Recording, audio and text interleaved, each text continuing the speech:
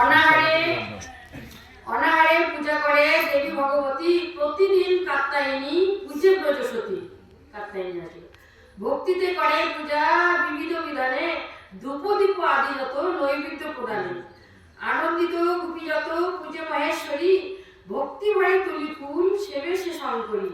মানে কাত্যায়নী ব্রত করতেছে সবাই গোপীরা। নন্দসুত পতি হবে এই চিন্তা করে কাত্যায়নী পূজে সবে হরিষ অন্তরে। মানে নন্দের ছেলে কৃষ্ণ যেন আমাদের প্রতিরূপে হয়, কামনার জন্য পূজা করতেছে। কিন্তু কোন পতি সেটা বুঝতে হবে। আমরা তো বুঝি না, জানবো যে এই পতি, কিন্তু সে পতি নয়। কোন পতি? সেই পতি দেবকে এই দেহটা আবার হ্যাঁ। ভক্তিতে করে পূজা বিবিধ বিধানে ধূপদীপ আদি যত নৈবেদ্য প্রদানে। আনন্দিত গোপী যত পূজে মহেশ্বরী ভক্তি ভরে তুলি ফুল সেবে সে শঙ্করী। নন্দসুত পতি হবে এই চিন্তা করে কাত্যায়নী পূজে সবে হরিষ অন্তরে। নানাবিধ ফুল ফলে করি আয়োজন ব্রজঙ্গনা সর্বজনা করে আরাধন। পূজা সমাপন করি যতকে রমণী মহানন্দের নৃত্য গীত করে অমনি। পূজা শেষ করে সবাই আনন্দের সহিত নাচতেছে, গান করতেছে। পরে ব্রজ কুল নারী দেবী স্তব করে করজরে প্রণিপত করে ভক্তি ভরে। তুমি দেবী আদ্যাশক্তি, দেবী সনাতনী, সকলেরও মূল তুমি জগত জননী। মানে দেবীকে বলতেছে যে তুমি সকলের মূল, তুমি জগৎ জননী, তুমি ছাড়া তো নাই কেউ। আগে তো দেবী ছিল, জগৎ জননী ছিল, জগদম্বাই ছিল প্রথম, তারপরে তো এগিয়ে হলো। মহামায়া হর জয়া যোগীর জীবন যোগমায়া বিশেশ্বরী সংহার কারণ বলতেছে। হরপ্রিয়া হৈমবতী ঈশ্বরী সবার মনেরও মানস পূর্ণ করো অনিবার। মানে যোগমায়াকে বলতেছে যে তোমার পূজা আমরা করলাম, মনের বাসনা আমাদের পূরণ করো। গণেশ জননী দুর্গা দুর্গতি নাশিনী সর্বগতি ভগবতী হর বিমোহিনী। ব্রজঙ্গনা সর্বজনা সেবীয় চরণে প্রতিরূপে পাই যেন নন্দেরও নন্দনে। বলতেছে যে প্রতিরূপে যেন পাই নন্দনকে, কৃষ্ণকে।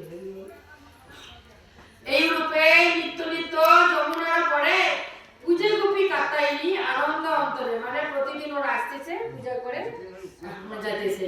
আর যোগমায়াকে বলতেছে পূজার সামগ্রী যত দেয় দ্বিজগণে ধ্যানমতে করে ব্রত রহে সঙ্গপানে। পূজার যা সামগ্রী সব মানে ওরা ব্রাহ্মণকে দান করতেছে। প্রত্যহ প্রত্যুষে উঠি কালীন দিতে যায়। প্রত্যুষ মানে সকালবেলা, মানে ব্রহ্ম মুহূর্তে, ওরা ব্রহ্ম মুহূর্তে যেতেছে।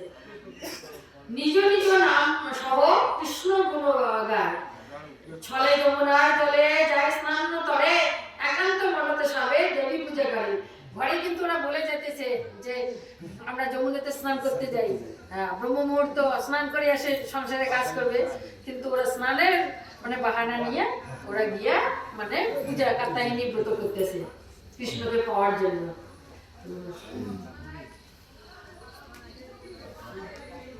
হেনমতে এক মাসে পূজে ভগবতী তাহে তুষ্ট মহেশ্বরী হইলেন অতি। এরকম করে করে এক মাস ওরা পূজা করলো। তখন মানে মহেশ্বরী মানে যোগমায়া সন্তুষ্ট হইল। গোপীগণে তুষ্ট মানে বড় দিতে যায় মনে মনে কহে দেবী পাবে যদুরায়। ও তখন মানে যোগমায়া বর দিতে যাইতেছে। পূজার নিয়ম যাহা হলো সমাপন শেষে দিনে আনন্দিত যত গোপীগণ। পূজার মানে নিয়ম শেষ হলো, গোপীগণ আনন্দিত হইল।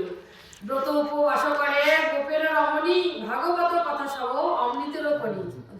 যে ভাগবতের কথা অমৃতের খনি।